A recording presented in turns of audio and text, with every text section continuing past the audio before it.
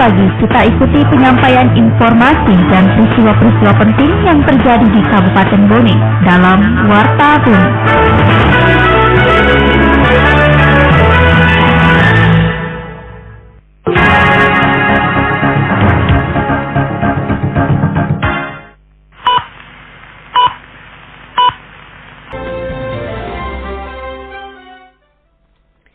Pukul 7 waktu Indonesia Tengah, Radio Republik Indonesia dalam Warta Bone. Sari berita, perayaan umat Buddha di Kabupaten Bone dipusatkan di Vihara Arum Palaka dengan beberapa rangkaian kegiatan. Badan Pertanahan Nasional Kabupaten Bone capai target 4.000 retribusi tanah. Inilah Warta Bone selengkapnya bersama saya, Eni Adnan.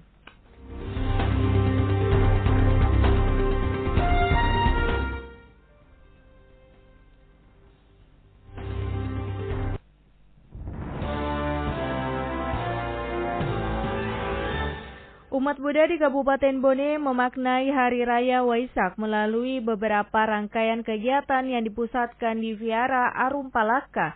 Selengkapnya dilaporkan Ayunia.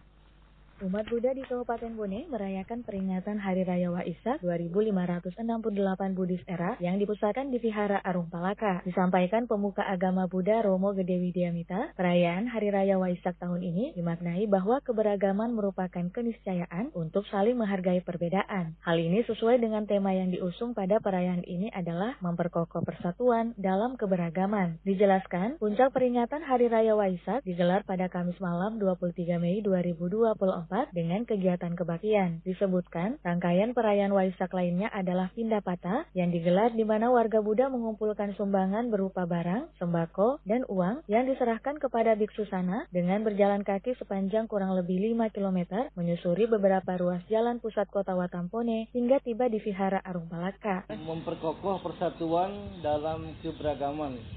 Nah, itu tema Waisak 2568 2024. Itu memperingati 3 peristiwa penting. Nah, itu disebut dengan Tri Suci Waisak. 3 peristiwa suci terjadi pada bulan yang sama. Kelahiran, menjadi Buddha, mangkat. Jadi itu makna Tri Suci Waisak. Cuma temanya dia tiap tahun berubah. Kan keberagaman itu kan keniscayaan, tidak bisa ya. Kita semua kan berbeda ya. Manusia saja sendiri ini kan berbeda juga. Ada mata, ada telinga, ada hidung. Tidak bisa tangan berteriak aku paling hebat. Kalau ada kaki gimana? Ya, saling membutuhkan. Ditambahkan, nantinya hasil sumbangan yang dikumpulkan dari warga Buddha pada rangkaian Pindapata akan dibagikan kepada masyarakat kurang mampu.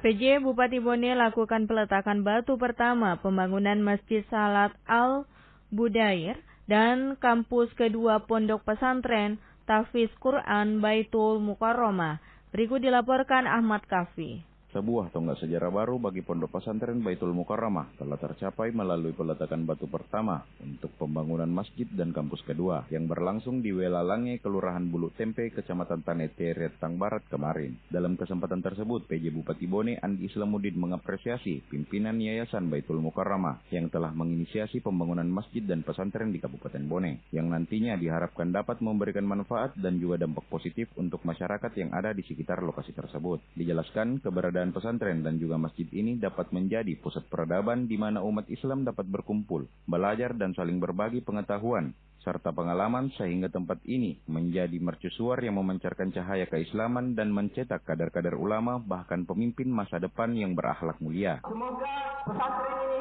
bisa terbangun dan bisa selesai sesuai dengan waktu yang sudah ditentukan.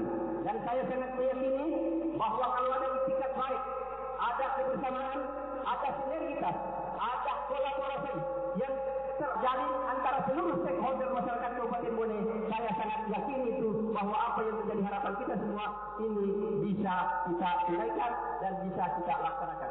Senada hal tersebut, pendiri Yayasan Baitul Mukarramah, Anton Taufik, dalam sambutannya turut menyampaikan apresiasinya kepada Pemda setempat yang telah memberikan ruang bagi yayasan untuk menambah kapasitas daya tampung dari pondok pesantren yang sebelumnya berdiri dan dibangun pada 2019 lalu. Peletakan batu pertama pembangunan kampus kedua ini, Baitul Mukarramah ini hari ini merupakan langkah awal. Ke depan kami mengharapkan adanya partisipasi Bapak Ibu sekalian untuk mendukung, menyukseskan program pembangunan Pondok Pesantren Tahfidzul Quran Baitul Mukarramah. Ditambahkan, dengan adanya dukungan penuh dari pemerintah daerah, tentunya proses pembangunan ini diharapkan dapat segera rampung dan berjalan sesuai dengan apa yang menjadi harapan dari yayasan.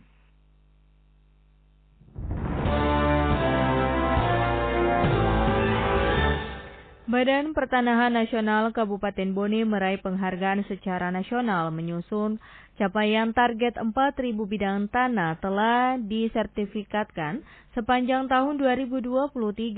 Suryani Arifin melaporkan. Kantor Pertanahan Kabupaten Bone Provinsi Sulawesi Selatan meraih prestasi peringkat kedua nasional atas pelaksanaan kegiatan redistribusi tanah terbaik tahun 2023.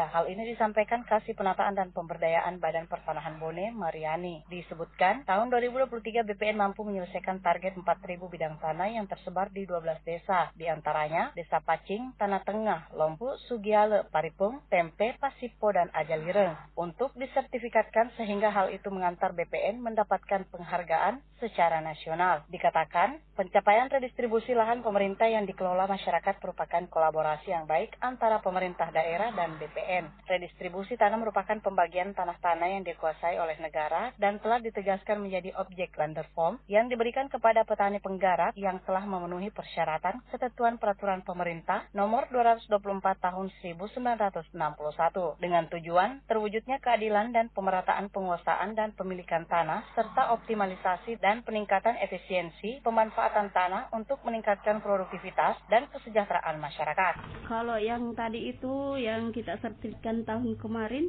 kurang lebih ada yang 400, 500-an, tapi ada juga desa yang cuma 100 karena mungkin medannya di sana. Batas ukuran untuk pensertifikatan redis itu 5 hektar. Kalau untuk pensertifikatan redis ini memang 1 tahun tahapannya itu memang panjang. Ditambahkan, program akses reforma agraria dilaksanakan di 3 tahapan, yaitu pertama pendataan subjek di beberapa desa, kemudian pembentukan SK kelembagaan dan penguatan kelembagaan, dan ketiga pengembangan usaha dan fasilitas akses pemasaran yang dilaksanakan. Setelah melakukan pendataan dan menemukan potensi yang dapat dikelola oleh masyarakat, kemudian disertifikatkan.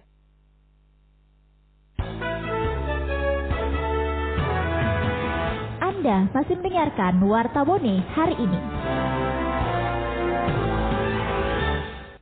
Ribuan pendaftaran PPS Pilkada Bone memperebutkan 1.116 kota. Selengkapnya dilaporkan Ayunia.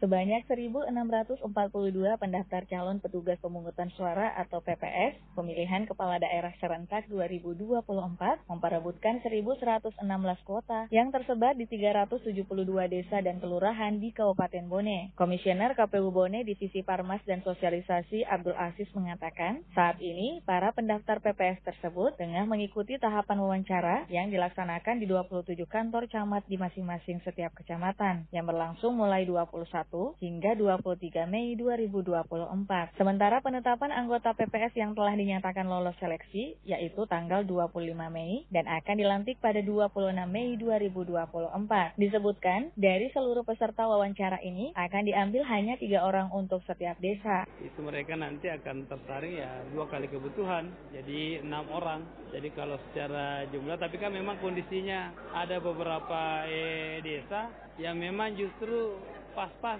pendaftarnya. Jadi makanya enggak kalau perkalian 2 kali kebutuhan kan hasilnya 2.000 lebih. Tapi ini tidak, karena memang ada kondisi desa memang yang minim pendaftar. Seperti itu. Aziz berharap pelaksanaan tes wawancara ini dapat berjalan dengan baik. Selain itu, ia menegaskan rekrutmen PPS khususnya proses seleksi wawancara yang melibatkan penuh PPK harus dilakukan seobjektif mungkin.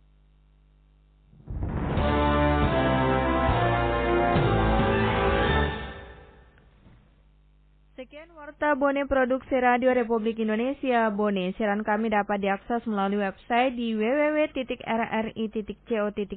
dan RRI Digital yang dapat Anda download di Play Store dan App Store. Selamat pagi dan sampai jumpa.